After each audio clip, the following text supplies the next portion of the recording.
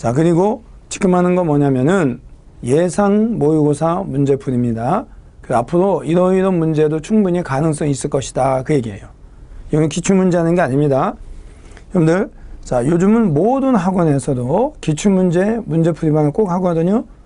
그래서 학원에 따라서는 그 이름을 다르게 붙이지만, 뭐, 이 학원 이렇게, 저 학원 저렇게 뭐 이름 붙입니다만은, 분명히 말씀드립니다.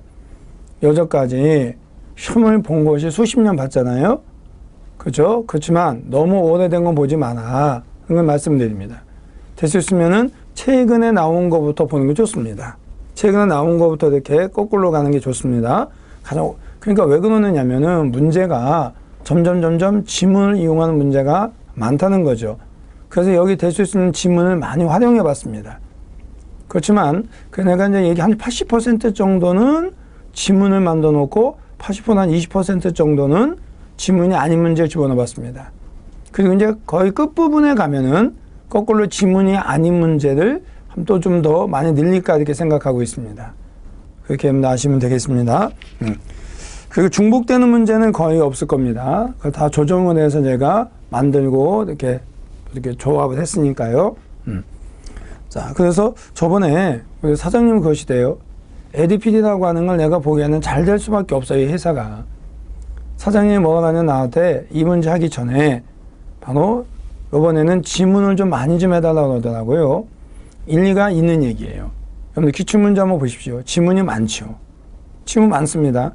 그런데 이런 건 있어요. 기출문제 나왔던 지문을 활용하는 경우는 있습니다. 근데 밑에 1, 2, 3, 4번이 똑같이 문제 내는 경우는 없어요. 내가 20년 넘게 공무원 학원에 있어 봤습니다만은 처음에 나올 때 보니까요, 한 글자도 안 틀리고 똑같은 문제 있더라고요. 그러니까 운전면허 시험 보듯이 그런 문제들이 있더라고요. 이제는 그런 문제는 없다 이렇게 생각하시면 됩니다. 그렇지만 뭐가 됐죠? 지문을 활용하는 문제는 있어요. 그래서 이렇게 짬뽕이 되는 거죠. 여기서 나왔던 문제, 여기 나왔던 문제 막 짬뽕을 해서 이렇게 섞어서 만드는 경우는 있습니다. 그래서 기출문제는 꼭 100% 이해해야 된다는 걸 말씀을 드립니다. 그래서 여러분들 여기 보면은요, 기출문제 나왔던 지문을 활용하는 경우는 있습니다. 분명히 말씀드립니다. 그러니까 사장님이 그렇게 얘기하듯이 아는 거죠. 아, 이렇게 되니까 지문이 많이 나오니까 우리 학원에서도 한국사는 지문에 훈련을 좀 해야 되겠다 해서 특별히 부탁하더라고요. 내가 모 학원에서 수업하는데 원장님은 그 학원의 원장님이 오더라고. 아니, 에듀피디님 합격자도 안 나오는데 수험생이 왜 들어? 그러더라고요. 그래서 내가 그 원장님한테, 그 원장님 모르면 좀 큰소리 좀 하지 마십시오. 내가 에듀피디 합격했다고 합격한 사람들 전화를 수시로 받는데 뭘 합격을 못합니까? 응? 내가 그랬어요. 그래요? 그러니까 사람들이 뭣도 모르고서 그런 소리 하는 거예요. 에듀피디 듣고 합격한 사람 많으면 내가 장난하는 게 아닙니다. 지금 내가 이 회사를 있으니까 수험생 끌어들이려고 그러는구나. 절대 그러지 않습니다. 궁금하시면 내가 전화하세요. 전화하면 합격자 전화 가르쳐 줄게. 한번 통화 좀 해보십시오. 여러분들 실제 많습니다. 여러분들이 우왕좌왕하지 말고 글쎄 믿으세요. 믿고서 제발 좀 지문이 있으면 지문 있는 걸 잘 따라오시기 바랍니다. 근데 공부하는데 복잡해. 어떻게 해야 되지? 진짜 못 잡겠어. 그럴 때는 전화하시라는 얘기예요. 그래서 전화번호 가르쳐 준 것이지 쓸데없는 소리가 나오는 게 아닙니다. 아셨죠? 자, 이제 가보도록 하겠습니다. 이래 보시면은요, 인물부터 이렇게 나오죠? 보셨어요? 이런 문제요? 왜 이렇게 났느냐면은요, 근현대사와 관계되는 인물은 이렇게 연표로 이렇게 해서 나오는 경우가 있습니다. 여기까지 나온 것이 뭐가 있죠? 그런 문제는 분은 안 만들었는데 내가 나왔던 분은 안 만들었는데 누가 했습니까, 여러분들? 바로 이상설 선생님이 이렇게 해서 나온 적이 있었죠. 이상설. 그러니까 기출문제 찾아보시면 있습니다. 또 누가 나왔습니까? 이동인 선생님도 나온 적이 있습니다. 있습니다. 그렇죠? 그래서 그렇게 나오고 또 누구는 김구나 또는 누구죠? 이승만 같은 경우 이게 연표로 나온 적은 없지만 무지하게 많이 나왔죠. 그래서 이승만 같은 경우는 이렇게 연표로 또 만들어 봤습니다. 뒤에 보면 또 있습니다. 문제가요. 그래서 나왔던 사람들 문제는요. 이렇게 연표는 똑같이 나온 거는 뺐습니다만은 그렇진 나왔다는 해도 연표로 나오지 않은 분들 이런 분들 이렇게 몇 개 좀 만들어 봤습니다. 자, 가보겠습니다. 그러면 이렇게 연표로 나왔을 때는 가장 여러분들이 어떻게 합니까? 어디서 출생했는지부터 가장 먼저 나오더라고요. 요즘은 그렇더라고요.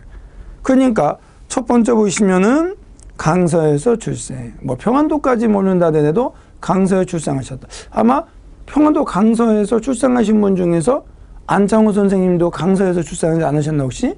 아마 그런 걸로 내가 알고 있는데요. 그 다음에 또 밑에 보시면 아주 중요한 것이 1920년에 물산장려회를 조직했다. 즉 물산장려 운동이 바로 이분에 의해서 시작됐다 얘기할 수 있습니다. 그걸 바탕으로 해서 만든 것이 23년에 조선물산장려회. 잊으면 안 되죠. 그리고 난 다음에 하나, 두 개는 건너뛰어도 돼요.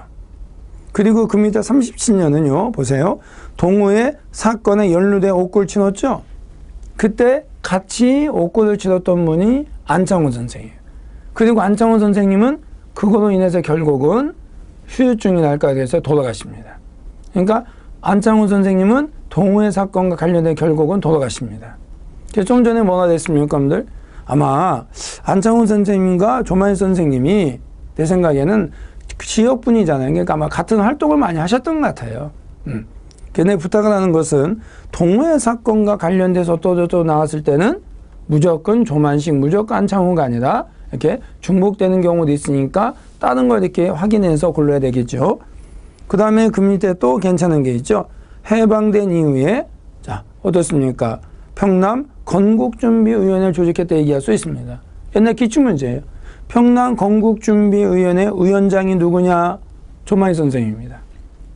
그리고 빨갱이들이 드글드글했던 거 아닙니까? 북한에는. 자, 그래도 당시 나름대로 민족주의 세력을 모아서 정당을 만들었는데 그 정당 오른쪽에 조선민주당을 창당했다. 줄여서 조민당이라는 표현을 씁니다. 그리고 그 밑에는 가서요.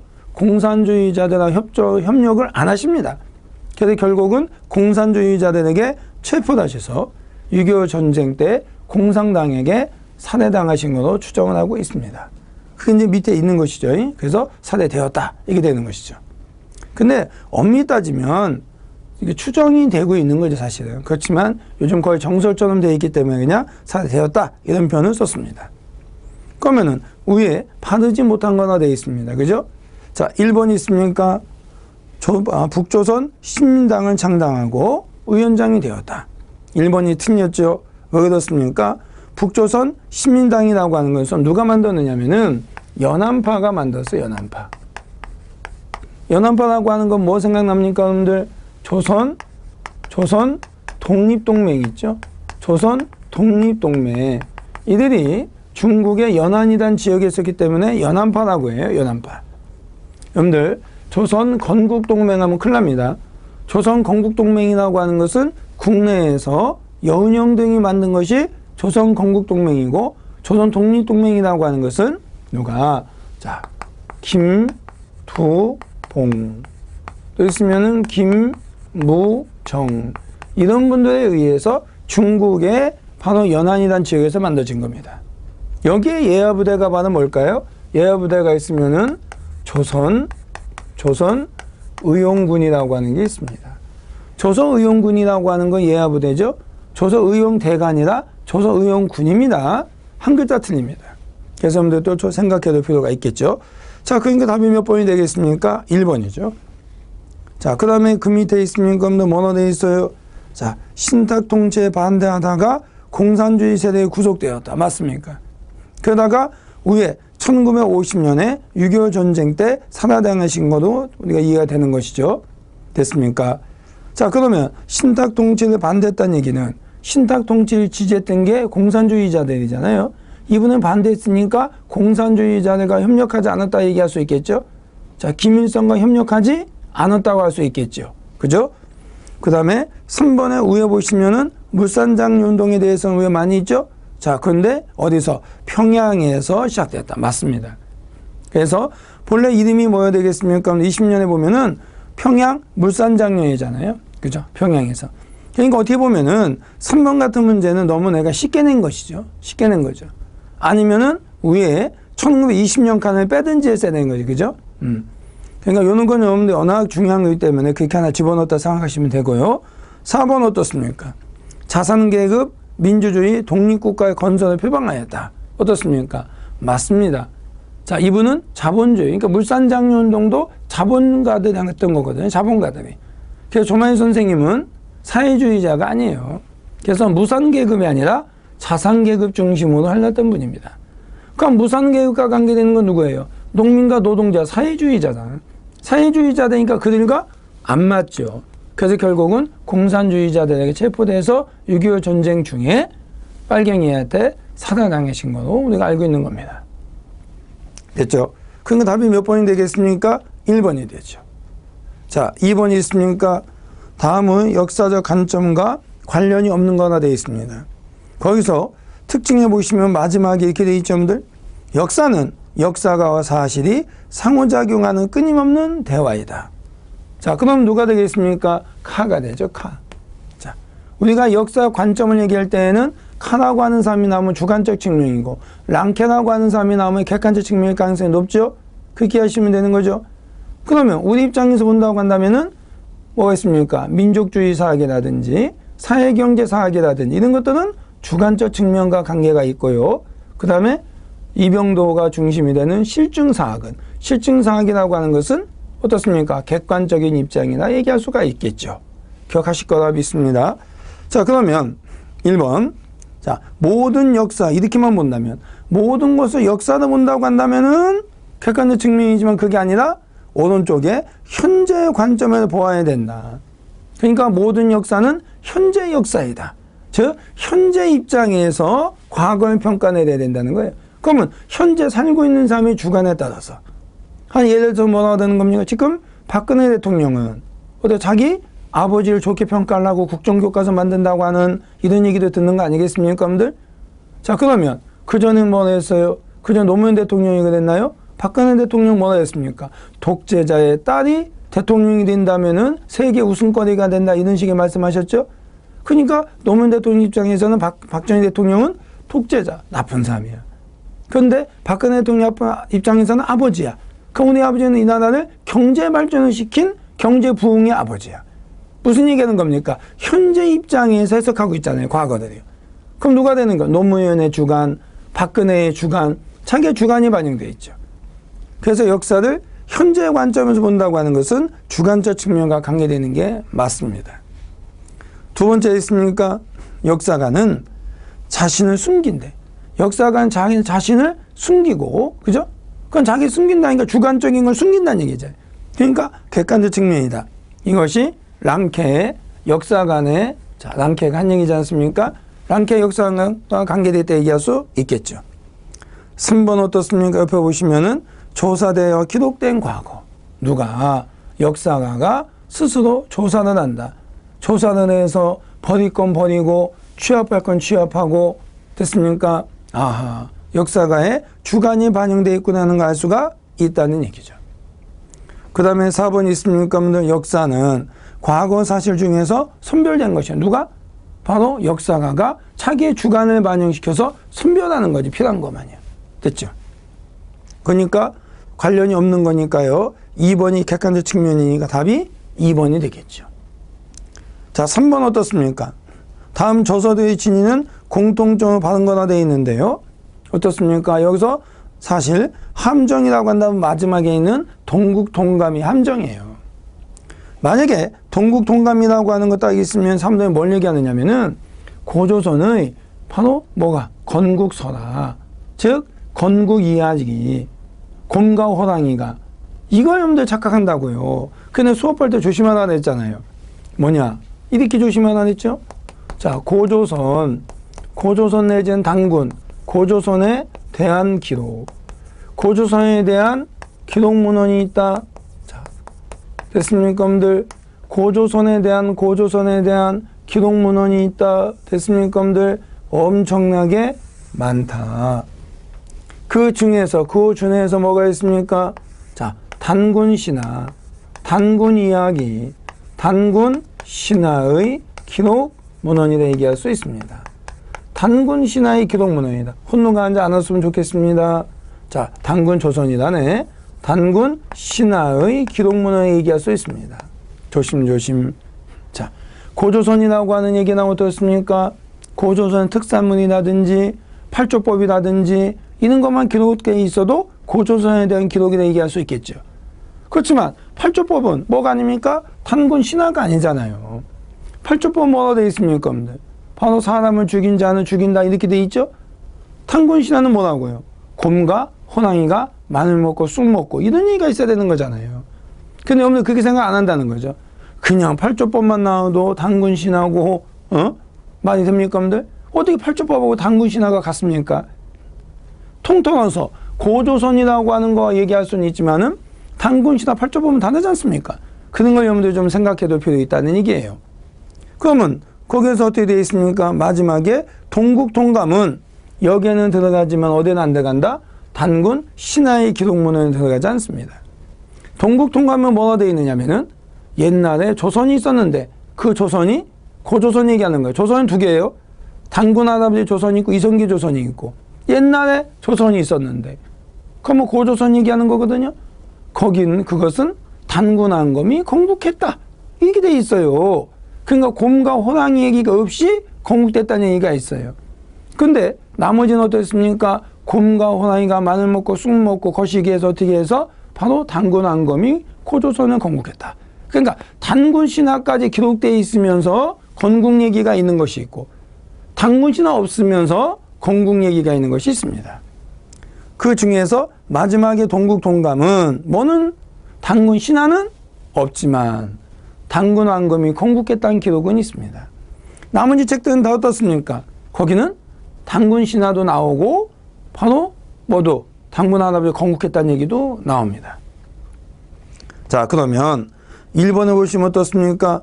독도가 우리 영토임을 기록하고 있다. 여기서 세종실록 지리지에는 독도가 우리 땅이라 기록되어 있어요. 나머지는 별로 없죠. 찾기가 어렵죠.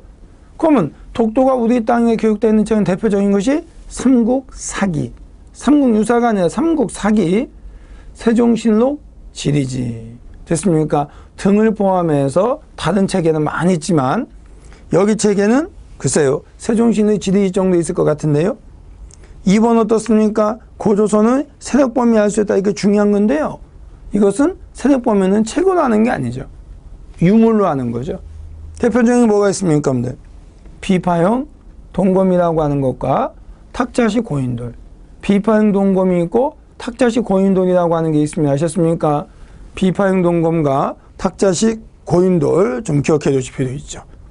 따지면은 1번보다 2번이 더 월등히 중요하다 할 수 있습니다.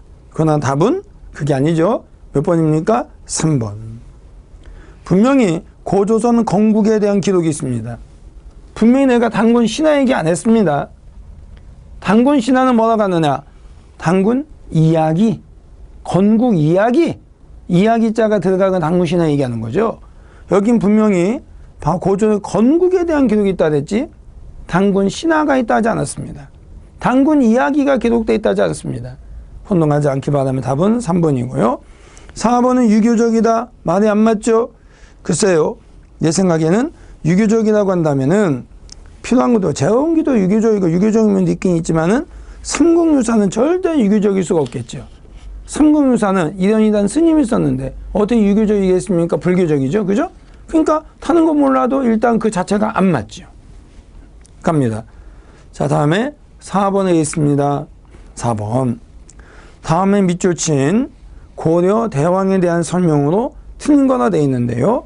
자, 지문에 뭐가 되어 있습니까? 여러분들 고려 대왕인데 신라매금에게 의복을 내려줬다.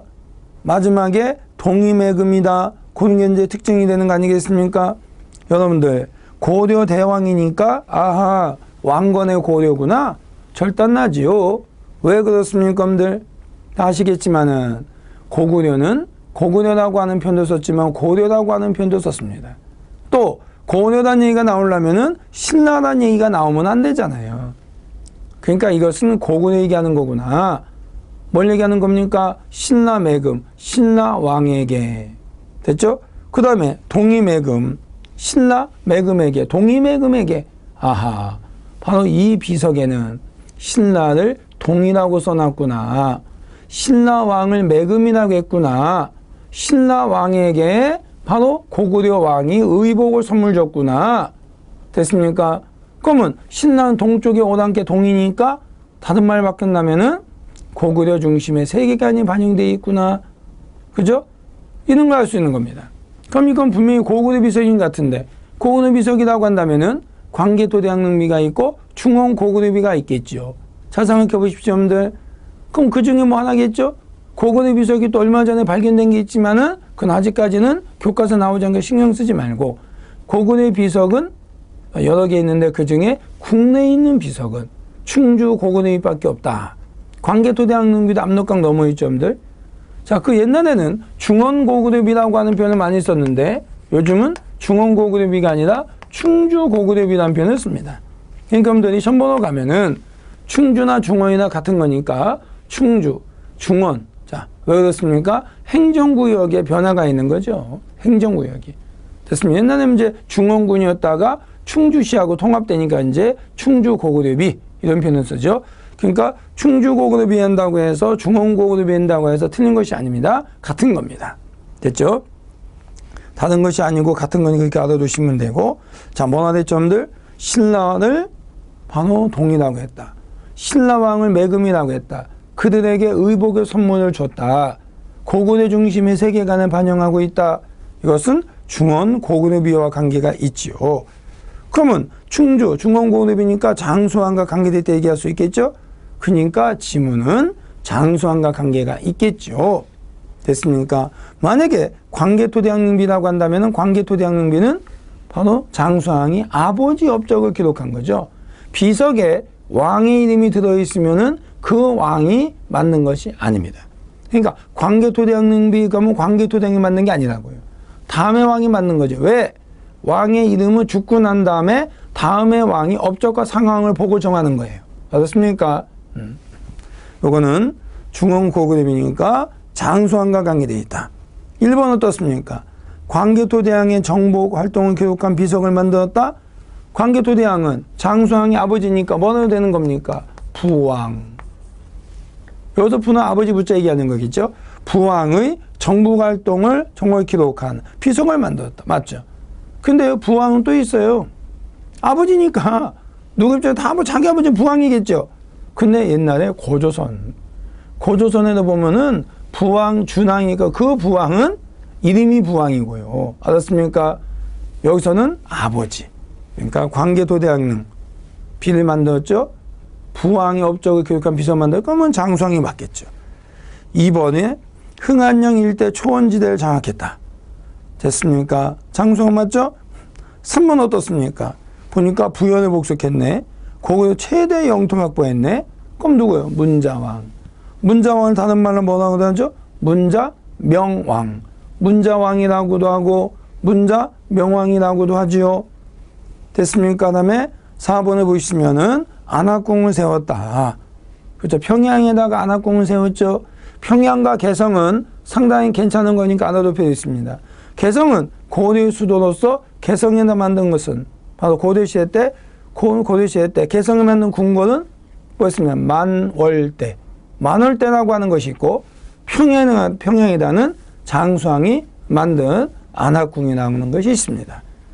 평양과 개성과 관계되는 것은 어지간하면 여러분들 좀 알라고 노력을 해 주시기 바랍니다. 답이 3번이죠. 5번에 보시면은 다음의 기억부터 리을에 대한 설명 옳지 않은가 되어 있습니다. 시험 문제 매우 잘 나오는 거 아니겠습니까, 여러분들? 매우 잘 나옵니다. 자, 1번 어떻습니까? 기억은 관료 귀족에게 토지와 농민을 준 것이다. 아, 농민은 해도 백성해도 되겠죠. 그럼 뭐 농민까지 줬어? 그럼 뭘 할 수 있는 겁니까? 노동력을 징발할 수 있다는 얘기죠. 노동력. 됐습니까? 근데 문제가 뭐예요? 기억권이 시급이거든요. 시급이라고 하는 거는 관료 귀족에게 주는 것이 아니잖아요. 그럼 누구한테 줍니까, 여러분들? 바로 시급이라고 하는 것은 왕족과 공신. 그러니까 바꾸려면은 왕족과 공신에게 토지와 농민을 좀 이렇게 해야 되는 거죠. 그러면은 해설이 있지만은 분명히 관료 귀족에게는 노급. 그래서 노급과 시급이라고 하는 것은 결국은 왕족도 공신도 귀족이니까 묶어서 그냥 귀족에게, 그죠? 또는 귀족이, 귀족에게 토지와 백성, 즉 농민을 준 것이다. 그러니까 귀족들이 조, 용, 조를 징수할 수 있다. 징벌할 수 있다. 행사할 수 있다. 이런 표현을 쓸 수가 있는 것이죠. 됐습니까? 이것은 관료 귀족, 귀족 중에서도 관료들에게, 왕족과 공신들에게는 시급 잊지 마십시오. 그럼 나머지는 다 맞다는 얘기 아니겠습니까, 여러분들? 자, 그 중에서 2번은 또 조심해야 될 게 뭡니까? 바로 수조권이잖아. 그럼 소유권 하면 틀리는 거잖아요. 그죠? 뿐만 아니라 수조권이니까 뭐만 거둘 수 있는 겁니까? 조세. 조세만 징수할 수 있는 거예요. 조세만 징수하는 거죠. 노동력과 토산문을 징수할 수가 없는 거죠. 그러면 당연히 왕권이 강화되는 거죠. 그 왕권이 강화된다는 얘기는 중앙집권과 관계되어 있겠죠. 노국과 시급은 줄어들수록 왕권이 강화되는 것이고, 그 다음에 관료전은 지급이 될수록 왕권이 강화되는 것입니다.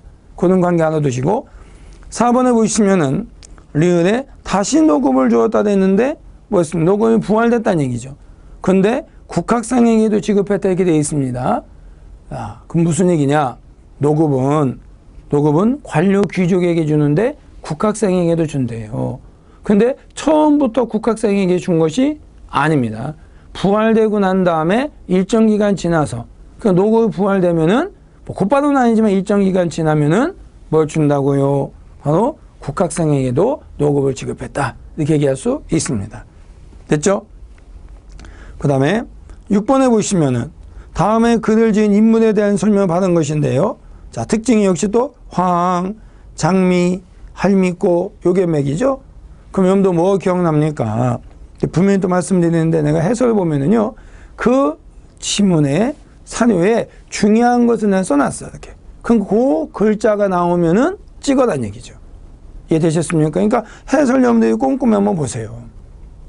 자, 그러면 어떻게 되겠습니까? 이것은 분명히 꽃과 관계되어 있으니까 화환계죠. 화랑도 뽑는 사람 없겠죠. 설마 화랑도 찍는 사람 없겠죠. 화환계입니다. 그러면 화환계는 누가?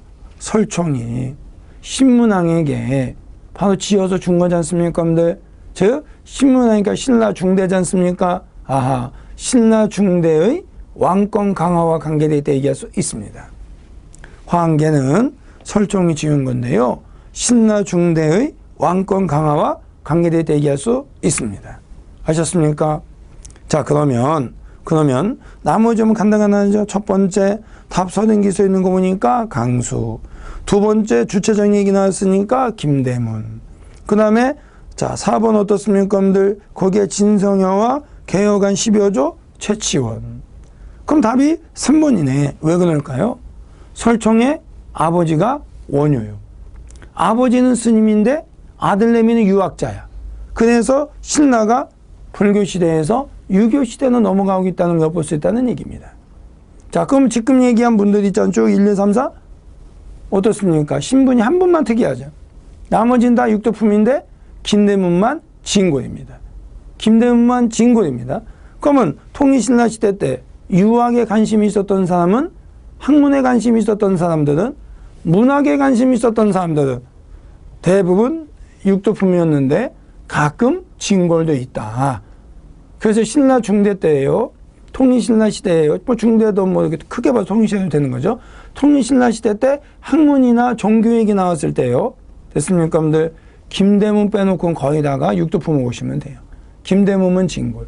교과서 나온 사람 보면은 김대문 빼놓고는 거의 통일신라 때의 학문 유학이는 좀 보면은 육도품인 것 같아요. 아셨죠? 자, 그러면 얘기됐죠? 7번. 자, 다음과 같은 역사적 평가를 받은 국왕에 대한 설명을 받은 거네요. 자, 고려사라고 하는데 나온 거 보니까 고려시대 왕인 것 같은데요. 신번호 가면 고려사 글자 읍소도 하셔야 되겠죠? 자, 많이 보니까 뭐가 돼 있어요. 종이 그 주인을 고소하기까지 했고, 밑에 보면 옛 장수가 오래된, 옛 신하와 오래된 장수 차대를 죽임당했대요. 아, 고려 초기 때 왕권을 강화시키기 위해서 여타면 죽여버릴 거면 그냥 이런 얘기인가 봐요. 이것은 결국 뭐다? 고려 성종 때에 신하 중에서 최승로가 올린 앞에 5분의 정치적 업적을 평가내했다는 거 아닙니까? 원하고 5조 앞에 5분의 정치적인 업적을 평가내렸다. 근데 여러분들은 뭐만 합니까? 바로 최승로 하면은 시무 28조만 하는데 시무 28조만 있는 것이 아니라 이런 것도 있다고요. 그 5번 중에서 가장 위대하게 평가된 분이 태조예요. 왕건. 신하들의 말도 잘 듣고 대화를 많이 하셨대, 대화를. 근데 가장 안 좋게 평가를 받으면, 그러니까 비판적인 분이 광종이에요. 이 양반은 여타면 신하들 죽였네? 이런 얘기죠. 그러니까 아마 첫 번째 있는 것이 뭘 얘기하는 거겠어요? 뻔하죠. 노비 안건법을 비판한 거겠죠. 광종 얘기하는 거거든요. 자, 1번 어떻습니까? 태조잖아요? 함정이 뭘까요? 함정이 뭘까요? 여진족을 거란족으로 바꾸면 틀리는 거죠. 고대 태조 왕건이 가장 배척했던 게 거란족이에요. 대표적인 게 만복의 사건이 있습니다. 만복의 사건이 있습니다. 그렇지만은 바로 왕건이 치고서 영토가 청천강까지 올라간 것은 어떻습니까? 여진족입니다.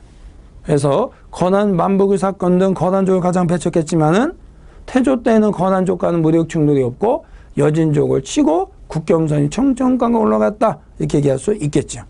답이 2번이죠. 3번 어떻습니까? 요거는 문종 때 있었던 자, 긴 선상법이죠. 여러분들이 또 뭐나 착각합니까? 기인제도 나오면 착각합니다. 자, 기인제도 뭡니까? 인질제도잖아요. 통일신라 때 뭐였어요? 통일신라 때 상수리제도.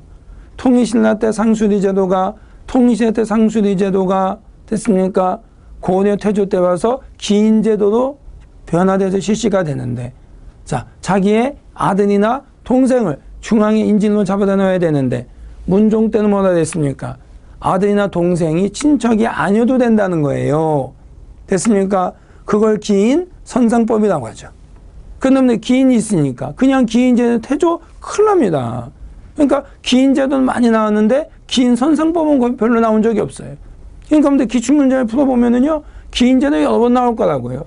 통일시대 때 상수리제도와 고려시대 기인제도 비슷한 성격이다, 같은 성격으로 볼 수도 있겠지만 제도가 달라, 이름이. 그런 게 함정이 잘 나온 거예요, 여기까지. 라는 것을 조금 업그레이드 시켜서 긴 선상법에 대해서 또 함정이 빠질 소지가 있지 않을까, 이렇게 생각한 겁니다. 이해되셨습니까? 자, 그래서 우리가 그래요. 학원에는 돈을 더 쓰겠지만 분명히 여러분들 회사든 이렇게 수업 들으면 돈 쓸 수밖에 없어요. 써야죠. 단 쓰되 내가 얘기하는 건 뭐예요? 무한정 쓰는 것이 아니라 자기가 필요한 만큼만 딱 쓰는 거예요. 그리고 합격해 떠나야 되는 것이지, 지지멸멸이라고 하나, 지지부진하고 하나, 대충 하다 보면 이게 돈만 쓰다가 끝나는 거예요. 여러분들 설마 이게 뭐 공짜로 하겠습니까? 어디는 공짜 해주겠습니까? 그러니까 여러분들이 쓸 땐 쓰더라도 필요한 만큼은 다 하고, 심연을 키울 때 그냥 팍 쏟는 거예요. 그리고 빨리 떠나면 됩니다. 여러분들한테 내가 그 전에 앞에 얘기했잖아요. 이상해. 그러니까 내 수업은요, 그 나이가 있는 사람들이 좀 더 좋아하는 성격이에요. 저번에 얘기했잖아요. 보면은 어디에서 뭐 40 몇 살짜리 아저씨 붙었다고, 40 몇 살짜리 아줌마 붙었다고 연락이 와요. 근데 그분들은 내 생각은 그래요. 그분들이 왜 공부하겠습니까? 그분들은요, 내가 보기에는 사회를 아는 거예요. 이 사회를 아는 거지. 일반 기업체 다닌다?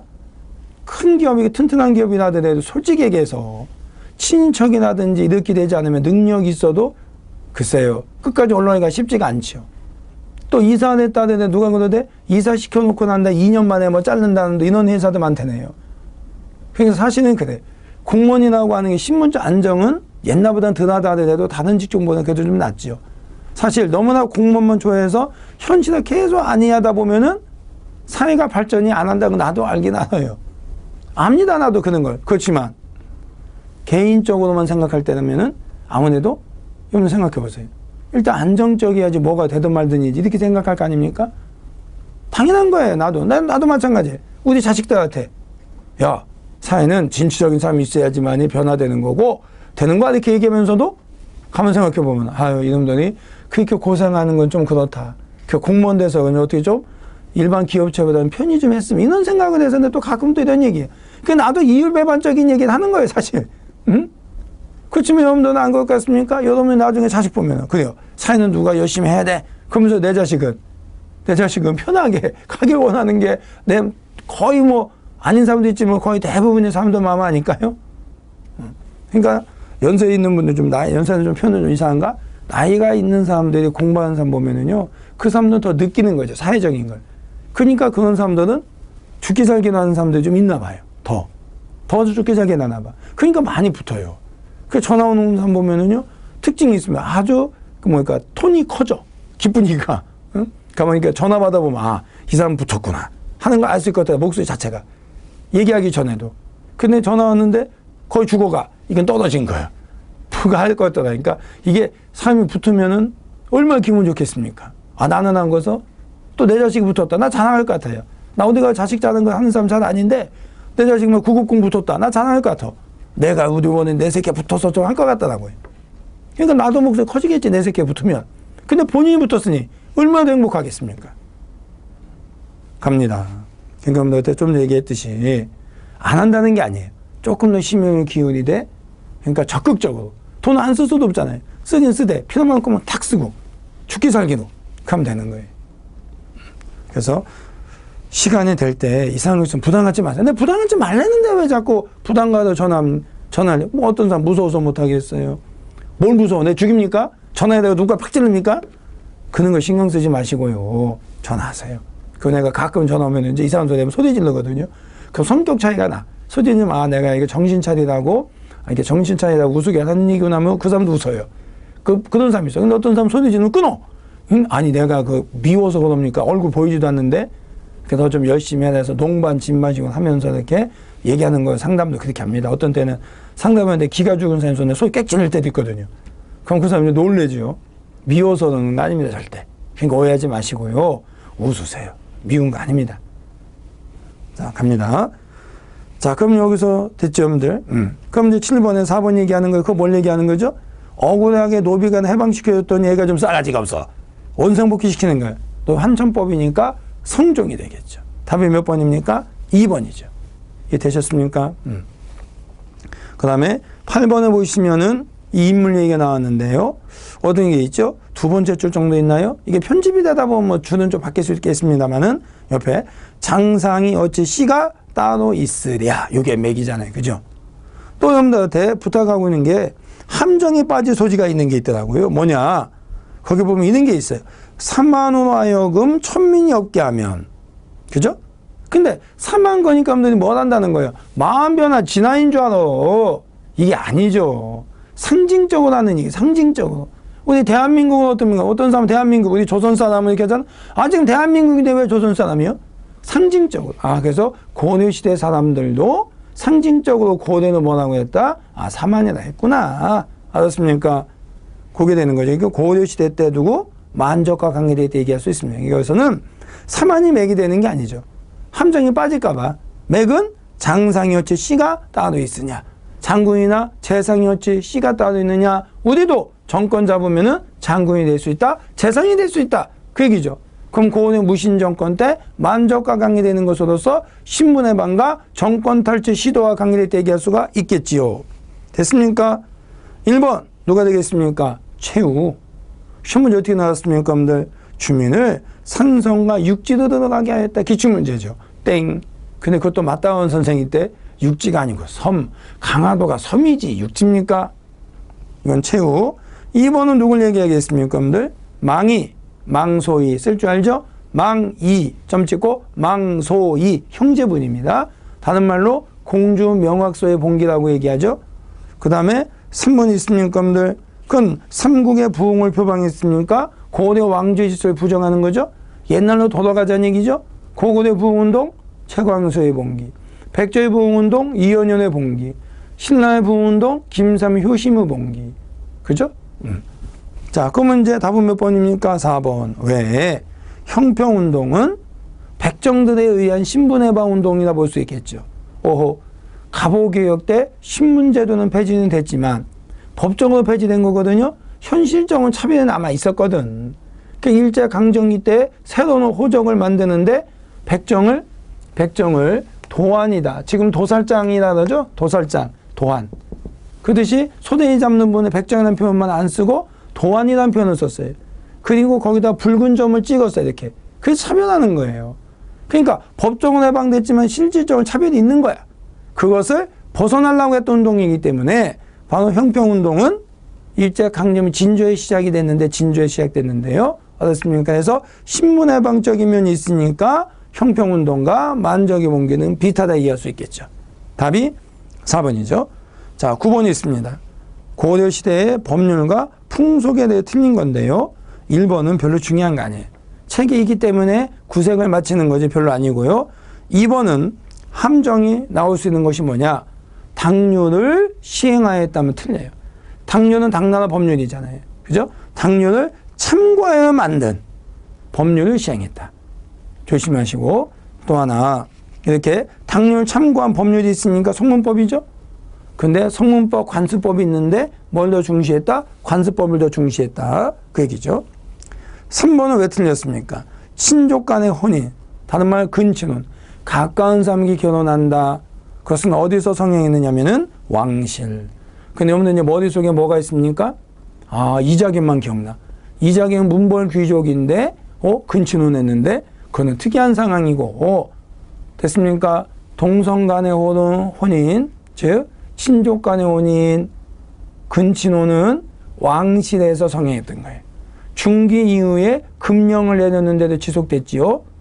또 뭐 있습니까? 고려는 일부 일처제가 일반적입니다. 그럼 여러분들 또 뭐나 생각해? 왕건은 부인이 29명인데요. 그건 특이한 분이고요. 대부분은 고려는 일부 일처제입니다. 알았습니까? 그래서 특이하게 얘기하지 않는 이상은 전반적으로 이해하셔야죠. 그죠? 그 다음에 4번이 있습니다. 지방간이 중요한 사건 이외에는 재량권 행사했다. 형벌의 종류는 태장, 도, 유, 사 5개가 있습니다. 태장, 도, 유, 사 5개가 있는데 그 중에서 사형에 해당되는 것은 중앙으로 와야 됩니다. 나머지 4개는 지방간이 처리한다. 그래서 지방간 재량권이 바로 있다는 얘기 아니겠습니까? 그 뜻이죠. 아, 그래서 어떻게 되는 겁니까? 지방 재량권까지 다 되긴 됐네? 언제까지? 조선까지 이어진다 얘기할 수 있습니다. 그래서 바로 고려나 조선이나 지방간이 모든 사건을 스스로 처리하는 것이 아니라 대부분의 사건을 스스로 처리했다 얘기할 수가 있다 이렇게 얘기할 수 있습니다. 됐죠? 그 다음에 자 그럼 얘기됐고 10번에 보시면은 다음의 가와 나의 정치 세력에 대한 설명으로 틀린 거나 되어 있습니다. 자 그래서 정도전이 있습니까? 정도전이니까 뭐가 관계되어 있다? 혁명파. 정도전이니까 혁명파와 관계되어 있고 나번에 어떻습니까? 정몽준 얘기 나오니까 온건파, 즉 혁명파 4대부, 온건파 4대부, 혁명파 4대부, 온건파 4대부 됐습니까? 그러면 되는 것이죠. 자 1번이 있습니까? 어쩌고 저쩌고 됩니까? 자 다 맞는다는 얘기겠죠. 그러면 답은 3번인데요. 3번인데요. 자 어떻게 되어 있습니까? 여러분들 음서에 반찬성 반대가 뒤집혔죠. 그러니까 오직 신력 중심으로 가려고 했던 것은 혁명파 4대부고 신력도 바탕으로 내지만은 좀 백도 좀 인정하자고 하는 것은 온건파고 이렇게 되는 거죠. 음서는 과거시험 보지 않고 5품 이상의 관리의 자제도 관직에 등용하는 거니까요. 고려는 조선 2품 이상이고 자 그런데 답은 3번인데요. 4번 어떻습니까? 내 것만 고집하는 것은 온건파고 내 것이 아닌 것도 수용한 것은 혁명파 쪽으로 얘기할 수 있다는 얘기인데요. 근데 함정이 거기에 성리학이의 주례를 수용했잖아요. 맞잖아요. 그죠? 근데 주례를 수용했는데 오늘 뭐라고 하면 안 된다? 주자가 내면 안 돼요. 책 이름인데 다른 거예요. 주례는 3000년 전에 있었던 주나라의 통치념을 기록한 거고 주례간에는 어떻습니까? 성리학을 체계한 주자라고 하는 사람이 가정에서 지켜야 예절을 기록해 놓은 책이에요. 다릅니다. 됐습니까? 자, 그런 관계 여러분들이 좀 기억을 해 두시기 바랍니다.